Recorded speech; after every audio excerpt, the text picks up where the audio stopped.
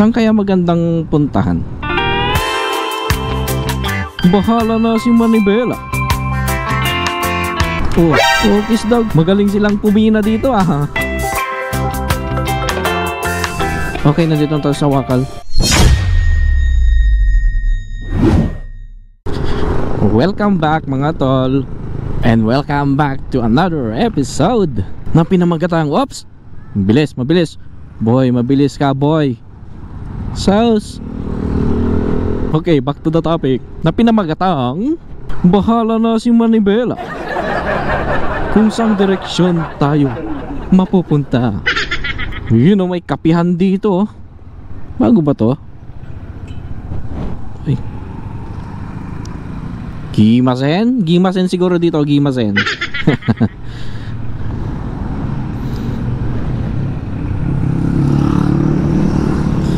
Alright. Hindi man lang nagminor mga boss. Nandito tayo ngayon sa may Poblasyon North pa rin.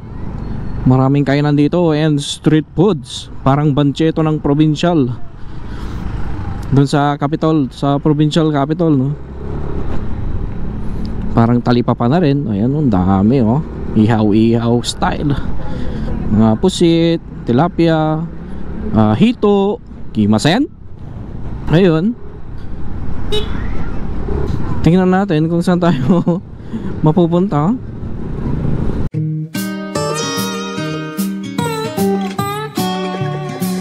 And we're back to Solano proper. Sa susunod na vlog mga tol, saan kaya magandang puntahan dito sa lugar natin, the Vizcaya? Comment down below nga mga tol. At hindi ko alam kung saan ako mamamasyal din, no? Maraming pasyalan, kaso nga hindi ko alam kung saan ko unahin. May mga ihaw din dito, mga street foods. Oops. Nandito tayo ngayon sa highway ulit.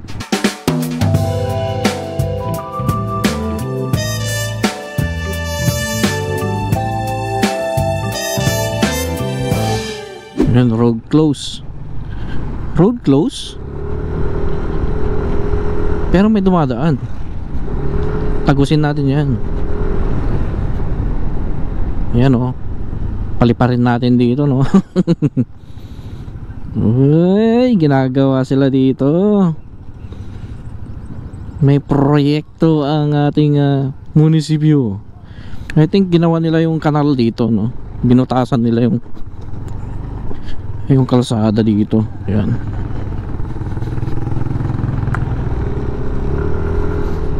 Dito ako madalas tumatambay noon mga tol. Palakad-lakad lang ako dito hanggang doon sa dulo. Yan, dito ako madalas sa Kubkub Street, Osmeña. Ay, Quezon pala, sorry, Quezon. Anong pangalan nitong extension na ulit na to? Yan, mahaba pa yan hanggang dun sa dulo. May nagpa-practice na magmotor. Hindi ko nga tayo dito. At nandito naman tayo sa Washington Street. Ang kahabaan ng Washington Street hanggang sa Barangay Wakal to. May mga bagong daan din dito. Ngayon ko lang alam, may mga daan pala dito. Papunta sa mga private na kwan, lote, ganon. Iyon, oh. Wow.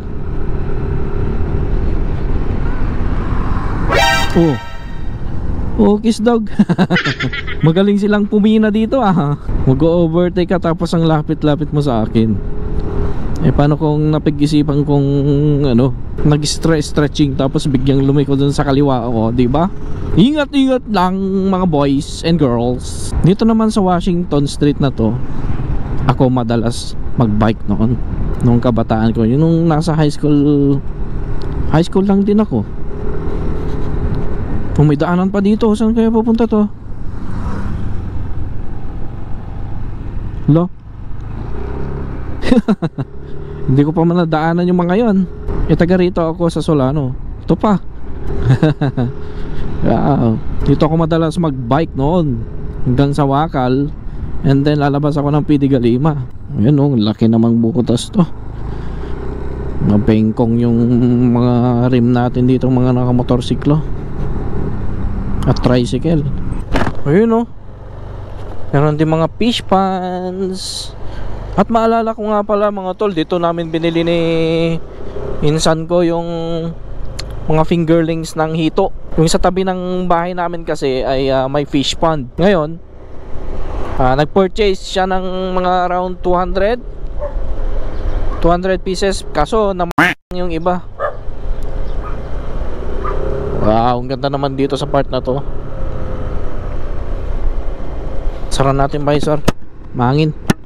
Ayun, yung fingerlings na hito, African hito, ay madaling, ganun pala yun. Kapag itatransport, dapat mabilisan.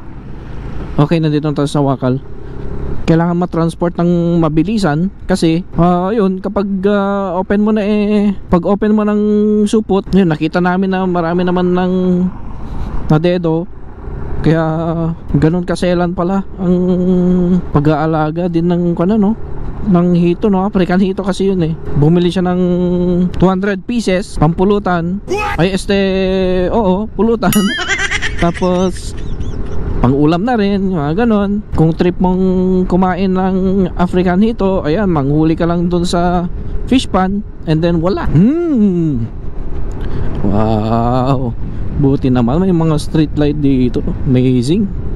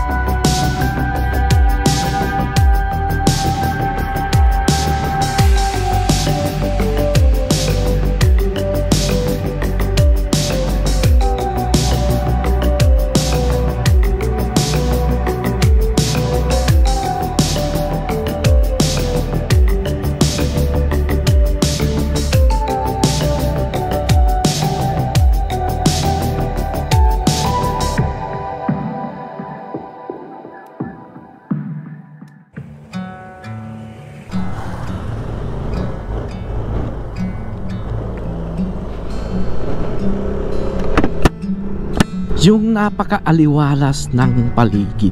Yung kapaligiran mo ay tahimik, tapos ang makikita mo ay puro nature. Yung bang parang magde-date ka ng nature. Ayan.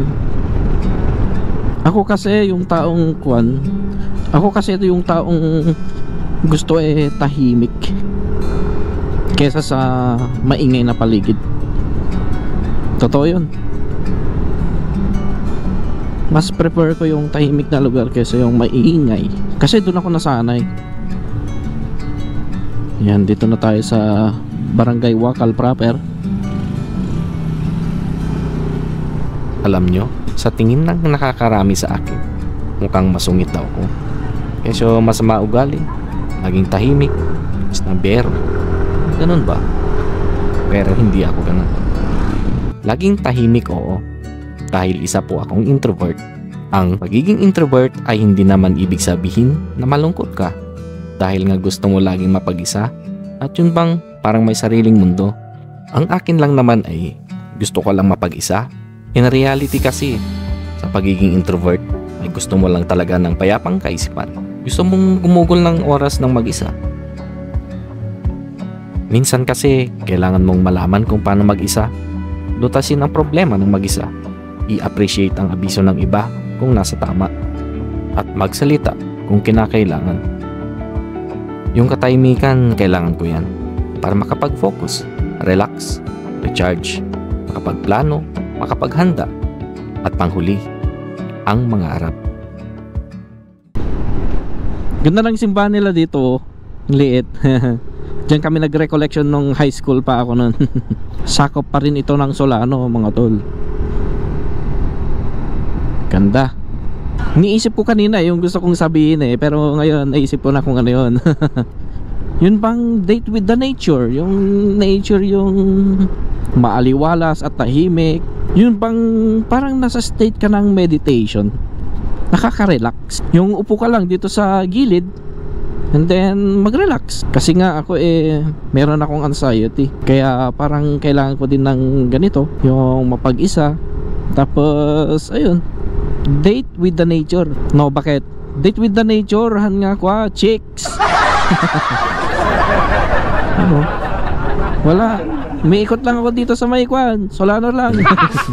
Hanak ang chicks. Relax ka lang. Hay, ang dami-dami kong sinasabi.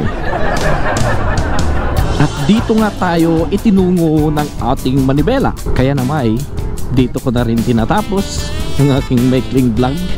At lagi niyong tatandaan, stay healthy, stay safe, and stay alive.